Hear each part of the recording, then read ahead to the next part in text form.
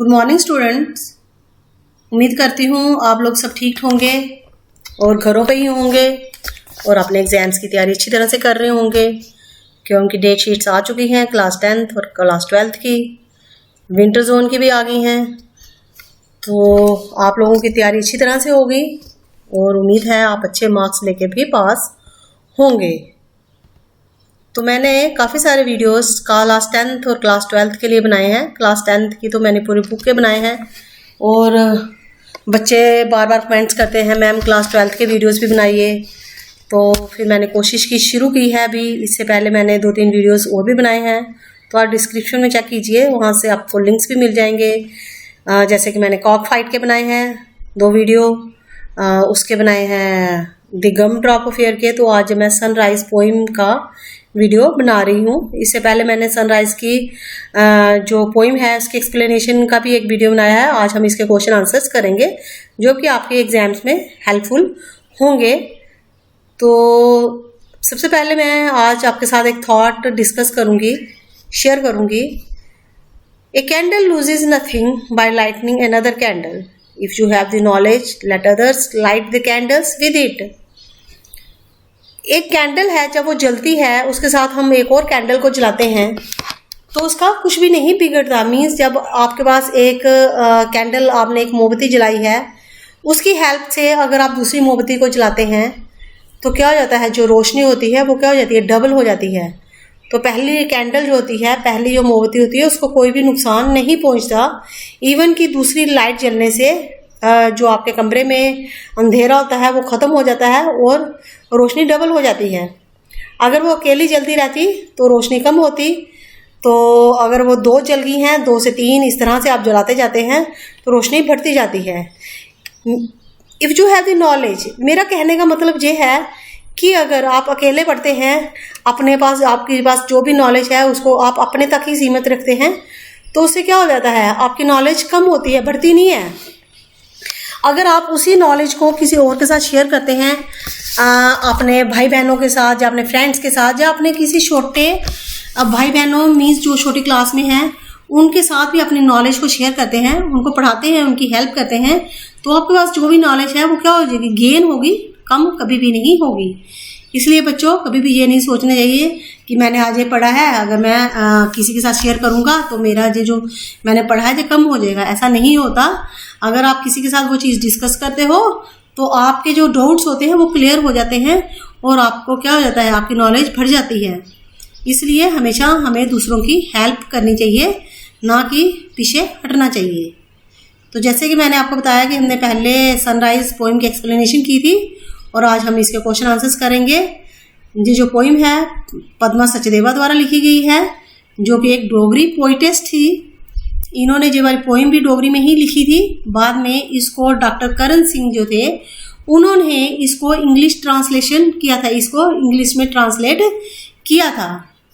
तो काफ़ी अच्छी पोइम है। इस पोइम में पोइटेस ने क्या किया है, सन और स्काई के माध्यम से स्कूल मास्टर और बच्चों को कंपेयर किया है कि जब बच्चे स्कूल जाते हैं तो टीचर्स उनके साथ कैसे बिहेव करते हैं, वैसे उसने सबको कंपैरिजन किया है सन और स्काई के साथ। इसका क्वेश्चन नंबर 1 है, the sun is compare to a cataract because. Sun को कंपेयर किया गया है कैटरैक्ट के साथ। कैटरैक्ट आपको बताया कि आंखों की बीमारी होती है जिसको हम अपनी लैंग्वेज में मोतियाबिंद या मोतियाबिंद बोलते हैं, जो हमारी आंखों में आ जाता है और उससे हमारी आंखें कवर हो जाती हैं, हमें दिखना कम हो जाता है, तो हमें बाद में उसको ऑपरेट करके आंखों से निकालना पड़ता है। तो इसमें हमने जो भी ट्रिक 3 ऑप्शन दिए गए हैं, इनमें से एक को टिक करना है। किसके साथ कंपेयर किया है, it is full of sun spots. B है it is not clear and covered by clouds. C है it is shaped like an eye. तो हमने जो 3 ऑप्शन दिए गए हैं, अगर आपको पोइम याद हो तो पोइम में क्या हुआ था कि शाम का समय था, आफ्टरनून का समय था, तो सन जो स्काई था उसको पूरे क्लाउड्स ने कवर कर लिया था। तो it means B option is correct. Answer is the sun is compare to cataract because it is not clear and cover by clouds, कि हर तरफ बादल ही बादल थे स्काई के ऊपर, तो इसलिए उसने सन को कैटरेक्ट को उसके साथ कंपेयर किया था। क्वेश्चन नंबर सेकंड है, why was the sky thundering, who was it angry with. Sky जो था, आसमान जो था, वो थंडरिंग कर रहा था, गड़गड़गड़ आवाजें आ रही थी, वो क्यों ऐसा कर रहा था, वो किसके साथ गुस्सा था। The sky was thundering because it was very rash and angry for his loneliness. वो इसलिए ज़्यादा बिजली चमक रही थी, आवाज़ें आ रही थी, क्योंकि वो गुस्सा था, उसको गुस्सा आ रहा था, क्योंकि वो अकेला था। लोनलीनेस होता है अकेलापन, वो अकेला महसूस कर रहा था। वो अकेला क्यों, ऐसा वो क्यों कर रहा था गुस्सा। It was angry with the slow and the late appearance of the sun, क्योंकि सूरज जो था वो बादलों के पीछे छुप चुका था और वो बाहर नहीं आ रहा था, इसलिए स्काई को गुस्सा आ रहा था, क्योंकि हर तरफ बारिश ही बारिश थी, हर तरफ गीला ही गीला था। अगर आपको वर्ड याद हो, वहाँ पोइम में ड्रेंच्ड वर्ड यूज किया गया है, जिसका it means wet, and forlorn means, जो दोनों वर्ड्स पोइम में यूज किए गए हैं, फॉरलॉर्न मीन्स लोनलीनेस। तो जो स्काई था वो अकेलापन महसूस कर रहा था, इसलिए वो सन से गुस्सा था। क्वेश्चन नंबर 3 है, What does the poet compare the sun as comes out from the behind the clouds? Why? जो पोइट है वो कंपेयर कर रहा है सन को किसके बाहर निकलने से कंपेयर कर रहा है, बिहाइंड द क्लाउड से, बादलों के पीछे से, और क्यों। आंसर है, the poet compare the sun to a school boy who has reached school late. Poet जो है सन को उस स्कूल बॉय के साथ कंपेयर करता है जो कि स्कूल में लेट आया है। The comparison is made because the sun pushed away the clouds hastily and started shining slowly in the sky, fearing that the sky would rebuke it for its late appearance. अब जो सन होता है, सन means बच्चा जो होता है school में, जब वो लेट हो जाता है तो वो क्या करता है, छुप छुपा के बैक सीट पे बैठ जाता है, ताकि उसका जो सर है, उसकी जो मैम है क्लास टीचर, उसको डांटे नहीं। उसके डांट के बचने के लिए वो क्लास में पीछे बैठ जाता है। क्वेश्चन नंबर 4 है, who questions the sun and why. Sun से कौन क्वेश्चन करता है और क्यों करता है। आंसर है, द स्काई और the school master questions the sun. जो स्काई है, या उसको हम स्कूल मास्टर भी बोल सकते हैं, वो क्वेश्चन पूछता है सन से। The sky questions the sun because the letter was hidden behind the, क्योंकि जो सन था वो सूरज के बादलों के पीछे छुप चुका था। The sky asked the sun why it was late in its rising. सूरज जो है, जो आसमान है, वो सूरज से पूछता है, तुम इतने लेट क्यों निकले हो, तुम जल्दी क्यों नहीं निकले। क्वेश्चन नंबर 5 है, what is the sun's reply. अब जब सूरज आसमान स्काई से पूछता है तो सूरज क्या जवाब देता है, रिप्लाई मैंने जवाब देना। The sun answered back proudly and boldly, saying that there is no wisdom on part of the sky in being annoyed and displeased at its late rising.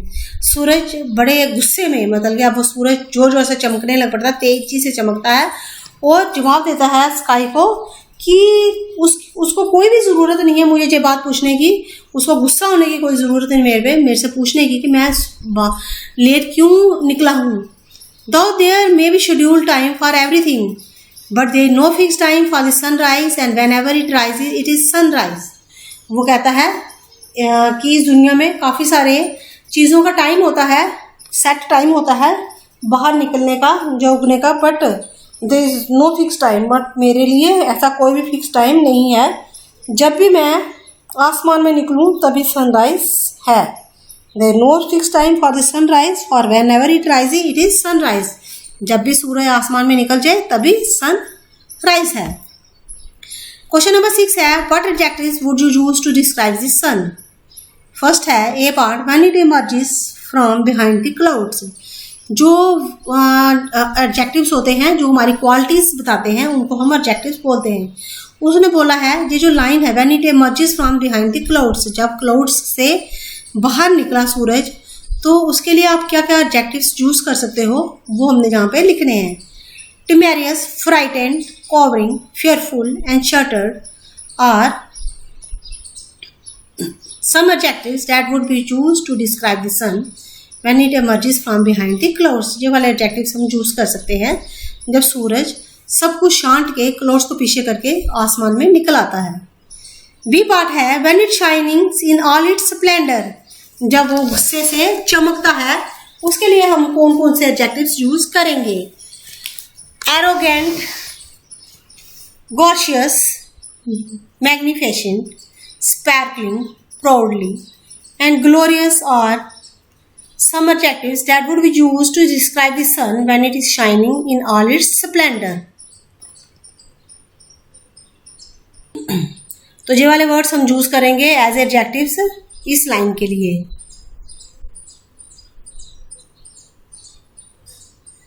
अब थोड़े से रेफरेंस टू कॉन्टेक्ट किस तरह से आपके पेपर्स में आते हैं वो हम थोड़ा सा डिस्कस करेंगे। यहाँ पे जैसे आपको पैसे दिया गया होता है तो आपने उसमें से क्वेश्चंस आपको दिए गए होते हैं, उस पैसे से आपने निकाल के उनके आंसर्स लिखने होते हैं। तो मैं थोड़ा सा आपके साथ डिस्कस करूंगी तो आपको पता चल जाएगा कि हमें किस तरह से पॉइंट्स के पैसेज को वहां पे लिखना होता है। फर्स्ट पैसेज था ना इसका, the sun was descending like a and it was thundering in anger. First passage था पोइम का। इसमें क्वेश्चन नंबर 1 इस तरह से पूछा जा सकता है, what was the day time of the day is being described, how do you know. दिन का कौन सा समय वहां पे डिस्क्राइब किया गया है और इस पैसेज के बीच में, तो आपको कैसे पता चला। The time of the afternoon is being described. यहाँ पे जब भी फर्स्ट पैसेज में जैसे मैंने आपको बताया भी है कि आफ्टरनून का टाइम था, हमें कैसे पता चलता है, we know it because the sun was descending, क्योंकि बोला गया है सबसे फर्स्ट लाइन में लिखा गया the sun was descending means सूरज डूबने का टाइम था, आफ्टरनून का समय था। इस वजह से हमें पता चलता है कि समय का कौन सा था, आफ्टरनून का। Question number 2, which figure of speech is used here. Figure of speech जहाँ पे सिमली यूज की गई है, जो लाइन की sun was descending like a cataract in the eye of the sky. जिस सन किस तरह से डिसेंड कर रहा है, मतलब कि कंपैरिजन किया गया है किसी सूरज का किसके साथ, आंखों की कैटरैक्ट के साथ कंपैरिजन किया गया है। जिसमें कंपैरिजन होता है किसी के साथ, वहां पे कौन सा वाला स्पीच यूज की थी, figure of speech simile use की गई होती है। अगर आपको फिगर ऑफ स्पीच पढ़ने हैं, नहीं पता है कि हमने कौन सा फिगर ऑफ स्पीच कहाँ पे यूज हो रहा है, इनको हम पोएटिक डिवाइसेस भी बोलते हैं। तो मैंने इसके ऊपर भी एक वीडियो बनाया है, आप डिस्क्रिप्शन में जाकर लिंक्स चेक करिए, वहां से जाकर आप पढ़ भी सकते हैं इसको। और ये वाला क्वेश्चन जो होता है वो पेपर में आपके क्लास 12th और 10th में पूछा भी जाता है। सिमिली, मेटाफर, ये चीजें वहां पे पूछी जाती हैं कि आपके पोएम में किस तरह से किसके साथ कंपैरिजन किया गया है। तो आप प्लीज एक बार वो वीडियो पोएटिक डिवाइसेस का सुन लीजिए तो आपको पता चल जाएगा। सी है question, why is the sky angry. सूर्य गुस्सा क्यों था, सूरज नहीं, आसमान गुस्सा क्यों था। The sky is angry over the late rising of the sun. क्योंकि सूरज जो था वो डूब रहा था, सूर्य दिख नहीं रहा था और हर तरफ गीला ही गीला था, इसलिए जो सन था उसको गुस्सा आ रहा था। डी पार्ट है, how does it expresses his anger. अब जो स्काई होता है वो अपना गुस्सा किस तरह से दिखाता है। It expresses his anger by thundering. वो जो से गड़गड़ाता है, वहां पे आवाजें आती हैं, इस तरह से वो अपना गुस्सा दिखाता है। जी बेटा, रेफरेंस टू कॉन्टेक्स्ट क्वेश्चंस होते हैं, इसमें आपने जो भी क्वेश्चंस पूछे गए थे इसको टू द पॉइंट आंसर्स लिखना होता है, बहुत लंबा नहीं लिखना होता है। इसलिए आधी लाइन, एक लाइन में ही आपने अपने आंसर्स को फिनिश कर लेना है, क्योंकि वहाँ पेपर बहुत लंबा होता है। और अगर आप इसी में लिखते रहेंगे, 5 नंबर का आपका क्वेश्चन होगा ये वाला, जिसमें कि आपको 5 क्वेश्चन पूछे गए होंगे, 1 नंबर का एक क्वेश्चन होगा। अगर आप इसी को लंबा बढ़ा चढ़ा कर लिखते रहेंगे तो क्या होगा, आपके बाकी क्वेश्चंस का टाइम नहीं बचेगा। इसलिए इसको बिल्कुल टू द पॉइंट, आधी लाइन, एक वर्ड में भी आप लिख सकते हैं, आपको पूरा मार्क्स मिलेगा इसमें। अगला पैसेज है, by noon the sun was shining in all its splendour whenever it rises that is sunrise. ये आपका पैसेज 4 है। मैं सारे आपके साथ यहाँ डिस्कस नहीं कर रही हूँ, क्योंकि मैंने आपको पीछे पोइम में पढ़ाया है सारा, तो आप यहीं से ये सारा कर सकते हैं। मैं सिर्फ आपको बता रही हूँ कि किस तरह के क्वेश्चंस वहाँ पे आपको पूछ सकते हैं। ये पार्ट है, explain the significance of the phrase by noon. जहाँ पे जो वर्ड यूज किया गया बाय नो, उसका क्या मीनिंग है। By no means that the time the sky cloud express further anger and annoyance over the late rising of the sun. जहाँ पे बाय नो का जो है वो इसलिए यूज किया गया है, जहाँ पे कि जब सूरज क्या होता है, स्काई जो होता है गुस्सा कर रहा होता है किसके साथ, सन के साथ, कि तुम इतना लेट क्यों आए हो। The sun has already risen and was scattering its bright light in all directions. जो सूरज होता है वो ऑलरेडी निकल चुका था। By no means ऑलरेडी निकल जाना, तो वो पहले ही जब स्काई ने उससे पूछा था तो उसको गुस्सा आ गया था, तो वो अपनी जो लाइट है वो सब तरफ बिखेर रहा था। तो इस जहाँ पे इसलिए वाई नो यूज किया गया है। बी पार्ट है, how is the sun different from what it was earlier in the poem. How is the sun different from, अब सूरज किस तरह से अलग था जैसे कि पहले यूज किया गया है पोइम में वो ऐसा था, अब उससे अलग कैसा था। Earlier in the poem the sun was gloomy and was covered, पहले सबसे पहले सूरज क्या था, ग्लूमी था और उसको पूरा क्लाउड्स ने क्या किया था, कवर कर लिया था, वो दिख नहीं रहा था। But now it pushed away the clouds and it's shining brightly, अब उसने सूरज ने बादलों को पूरा पीछे बिखेर दिया था, अब वो पूरी तरह से अपनी पूरी शाइनिंग कर रहा था ब्राइटली। सी पार्ट है, who was getting annoyed and why, कौन किससे नाराज था और क्यों नाराज था। The sky was getting annoyed, it was getting annoyed because the sun was still hidden behind the clouds. सूरज जो था, स्काई जो था वो गुस्सा था सूरज से, और गुस्सा क्यों था, क्योंकि सूरज जो था वो बादलों के पीछे कहीं छुप गया। डी पार्ट है इसका, डी पार्ट है, what qualities of the sun is reflected in this lines, कौन सी क्वालिटीज है सन की जो इस लाइन्स में दी गई हैं। Pride, arrogance and confidence are some of the qualities described in this lines. ये सारी क्वालिटीज जहाँ पे सूरज के लिए यूज की गई हैं कि सूरज किस तरह से वहाँ पे शो हो रहा था। इस तरह से जो हमारे क्वेश्चन आंसर्स हैं सनराइज के कंप्लीट हो चुके हैं। अगर आपको इसमें कोई प्रॉब्लम आई, कोई वर्ड समझ नहीं आई, तो प्लीज़ बच्चा कमेंट्स करना, मैं जल्दी से जल्दी रिप्लाई करने की कोशिश करूँगी। अगर आपको किसी और टॉपिक में कोई प्रॉब्लम आ रही है तो प्लीज़ कमेंट करके बता दीजिए, मैं आपकी वो प्रॉब्लम दूर करने की कोशिश करूँगी। अगर आपको किसी क्लास 10th के वीडियोस के लिंक्स डिस्क्रिप्शन में जाकर चेक कीजिए, मैंने वहाँ सारे लिंक्स डाल रखे हैं, तो किसी को अगर हेल्प मिलती है उससे तो प्लीज़ उसके साथ शेयर कीजिए, क्योंकि बच्चों के पेपर्स आ रहे हैं। जैसे कि मैंने आपको पहले ही बताया कि नॉलेज बढ़ाने से बढ़ती है, ना कि कम होती है। अगर आप किसी की हेल्प करेंगे तो उनको बता देंगे तो बच्चों की हेल्प हो जाएगी। क्योंकि बच्चों मैंने देखा था, मैंने जो वीडियोस बनाने इसलिए शुरू किए कि जैसे हमारा लॉकडाउन हुआ तो मैंने देखा कि हमारे बच्चों के लिए CBSE बच्चों के लिए जो और भी बोर्ड्स के लिए काफ़ी सारे वीडियोस थे जो बच्चों की हेल्प कर सकते थे, बट हमारे JNK के बच्चों के लिए बुक्स के जो वीडियोस थे वहाँ पे कोई भी नहीं थे। तो जब मैंने अपने बच्चों को पढ़ाना शुरू किया तो मुझे लगा कि अगर हमारे बच्चों को प्रॉब्लम आ रही है तो बाकी ऐसे बच्चे जो दूर दराज इलाकों में बैठे हैं तो उनको कितनी प्रॉब्लम आ रही होगी। तो मैंने इस वजह से ये वीडियोस अपने यहाँ पे YouTube पे शेयर करना शुरू किया कि ताकि सब बच्चे हेल्प ले सकें। इसलिए अगर किसी की हेल्प होती है तो प्लीज़ उसको बताइए, जिससे कि नॉलेज सबकी बढ़े और उनको हेल्प मिल सके। Thank you and have a nice day.